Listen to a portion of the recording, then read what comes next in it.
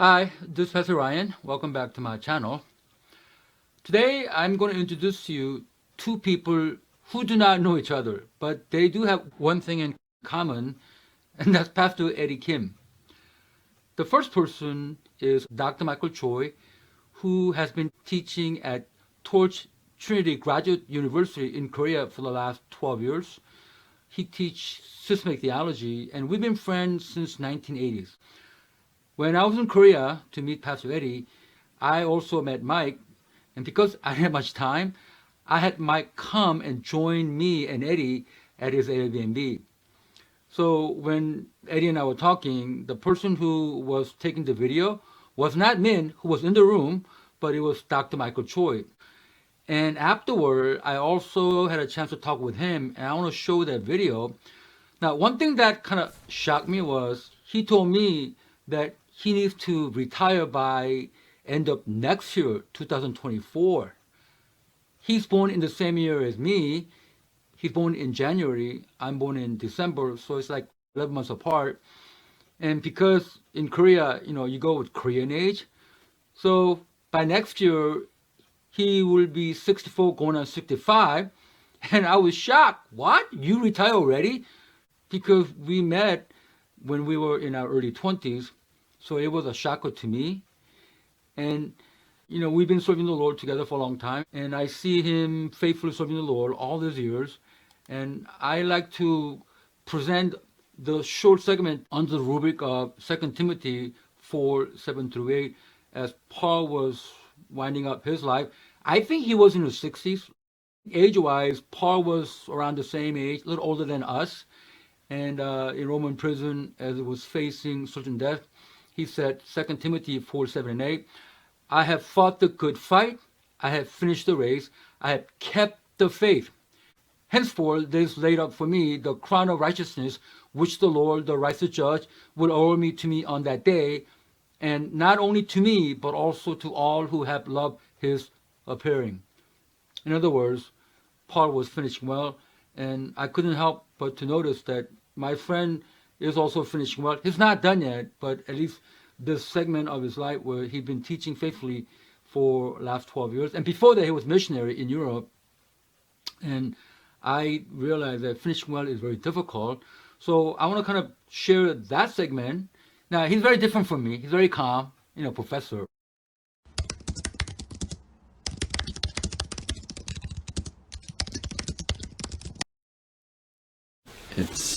It's really a joy to be here with my brothers and the ones that the Spirit of God has been working on and drawing out the beauty that only He can.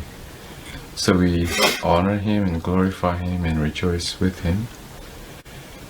He knows our heart's longings, and so let us be intensely seeking Him with our affections. Sorry, I almost end up trying to give a sermon or something, but that's not my intention.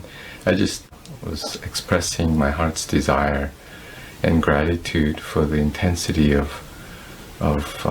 our zeal for God's honor and glory, even as we express our love for our brother and for His Spirit to really allow this opportunity to sense His presence in this way. I haven't expected any of this, but I'm able to give thanks and yeah. Okay, good words. And the second person I want to mention is Pastor Joe. Now, this is Pastor Joe preaching at Campus Church earlier today. He's been at Campus Church for the last 6 weeks, obviously because Pastor Eddie is not here. He's getting cancer treatment in Korea. So Pastor Eddie is the person in the middle where Michael and Pastor Joe are intersecting. Michael was there to take video of us, and then Joe was here so that he could be kind of interim pastor for the last 6 weeks. I spoke to him yesterday, and I would like to present my interview with him under the rubric of Luke 14:26. It says, if anyone comes to me and does not hate his own father and mother and wife and children and brothers and sisters, yes, and even his own life, he cannot be my disciple. Whoever does not bear his own cross and come after me cannot be my disciple. Hate your wife and children. Of course, we do not hate our wife and children. We love them. But when God calls us to put his kingdom business first, sometimes it's going to look like Pastor Joe, and that's the question I'm going to ask him. How was it to leave behind your wife and children for 6 weeks because God called you to be here to serve his interest, serve his agenda as temporary pastor, interim pastor for Canvas Church? Does that verse mean anything to you? I think what it means, and in light of the circumstance and where we are today in this situation, is there's an understanding of a kingdom-mindedness first, right? That the mission that God puts us on and the way we live with our ministry first mindset. Not to say that I hate my parents or I hate my wife or my children, but there is an understanding, and I'm thankful that even as I've been away, I've never been gone from California for more than 2 weeks, ever. So this time has been very different in terms of understanding and being in a different place. Being away from my family actually has been hard on my family, and it's been a challenge. But, I think Betty and I have raised our kids, and especially coming into ministry a little bit later into life, there is an understanding that my kids have of what we do. And even as I came out here, I was very thankful that they understood that, and it made it a lot easier. And I know that they understood that because when I traveled out here, 6 weeks ago, I received letters from my kids and also my wife. Obviously, my wife understands the reason why I had to come out here, but I was very pleasantly surprised and touched and moved that my kids even wrote in the cards that they understood why I had to go. Of course, they wanted me home with them to be there, and I've missed a lot in 6 weeks, but at least there was an understanding, even for my kids, that I'm here, doing kingdom work, filling a need and a role in a different church far away from them, but they understood. Kingdom work. Yeah. Right.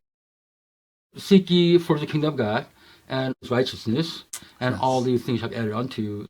I think understanding the big picture of what is happening, that it is being kingdom-minded Right. first. Right. And thankfully, we've instilled that and taught that to our children, so they understand that it's not me. I'm not home because I don't want to be home with them, but it's because there is a job to do.